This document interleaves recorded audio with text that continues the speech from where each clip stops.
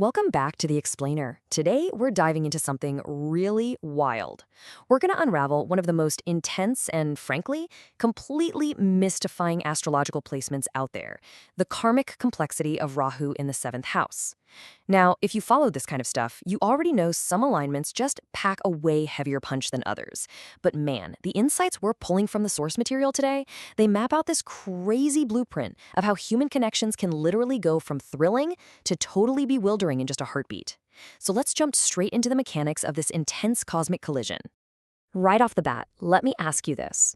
Have you ever been in a relationship that felt magnetically powerful but just impossibly unstable, like crazy highs and devastating lows? We've all probably had a taste of that. But for people with the placement we're looking at today, well, it's not a phase. It's kind of the defining structural theme of their connections. So hold on to that feeling of push and pull because it perfectly captures the emotional stakes of what we're about to unpack. All right, section 1, the cosmic setup. Let's look at the two opposing forces we're dealing with here. First up, the seventh house. You know the drill here. This is the astrological sector governing partnerships, marriage, commitment, and one-to-one connections. Think of the seventh house as the grounding anchor in our charts. It represents that search for stability, formal commitments, the solid, predictable ground we actually want to build a life on with someone else. It loves rules, it loves structure, and it really just wants partnership. And then we have Rahu. Rahu represents illusion, sudden change, desire, and unconventional patterns. So if the seventh house is your well-built, stable little house in the suburbs, Rahu is the sudden, unpredictable hurricane blowing right through the front door. It's this chaotic energy that absolutely thrives on intense desires and basically tearing up the normal rules of engagement. So what happens when you mash these two entirely opposite forces together? You get immediate, dramatic tension. I mean, think about it. You've got the seventh house screaming for stability and traditional partnership, and Rahu is just chucking sudden changes, unconventionality, and deep illusions right into the mix. It's literally the ultimate astrological paradox. Relationships that feel so incredibly powerful, yet are fundamentally unstable from the inside out. Which brings us to section 2, the magnetic attraction. Let's look at how this actually starts. If we track the typical life cycle of this placement, we get a pretty clear roadmap for the chaos. Step 1 is a highly magnetic beginning, which drops straight into step 2, sudden withdrawal, and then inevitably step 3, deep emotional confusion. It's a roller coaster for sure. Diving into that first phase, the pattern is super clear. These relationships begin suddenly and they feel unusually intense early on. We're not talking about a slow burn here. It is a sudden, undeniable pull. Rahu's sheer force of desire just drops these folks into connections that feel completely fated, like meant to be from day one. But wait, who's actually on the receiving end of that magnetic pull? Well, the source material explicitly notes they're drawn to partners who are unconventional, distant, or emotionally complex. They're definitely not picking the safe, predictable choice. Rahu's whole illusion and desire thing makes the emotionally out-of-reach, super complicated partners seem impossibly attractive. It's like a moth to a flame. Okay, moving on to section 3, the unpredictable shift. This is where things get really turbulent.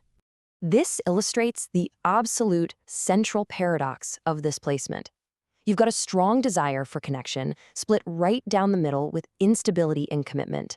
They genuinely crave that seventh house partnership, but they're battling Rahu's erratic energy at the exact same time.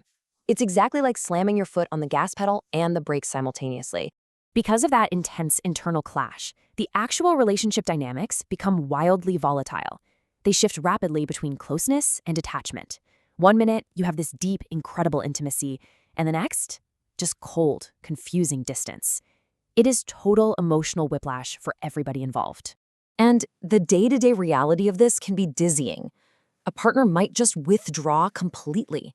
And this happens without any clear explanation or closure.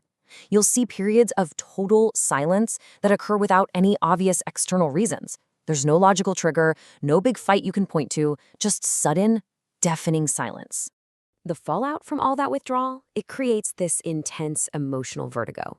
The symptoms are tough. You get delayed or totally inconsistent emotional clarity, misunderstandings, and just a complete lack of transparency.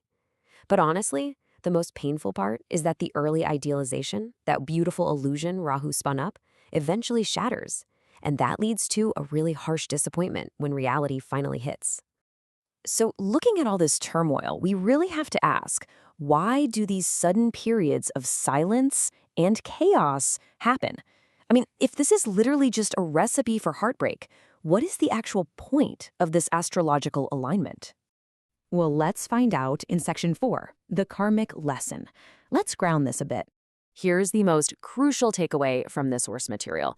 This placement isn't a curse. It's really not. These relationships actually serve as vital learning experiences around attachment, expectation, and detachment. Think of it as a really intense cosmic classroom. The universe is basically using these unstable connections to force some truly profound personal growth. I actually want to emphasize this quote directly from the text because it really hits the nail on the head. The core lesson is learning balance between desire and clarity. That's it. That's the whole shebang. It's about finding an equilibrium between what you desperately, passionately want and the grounded, maybe unromantic reality of what's actually right in front of you.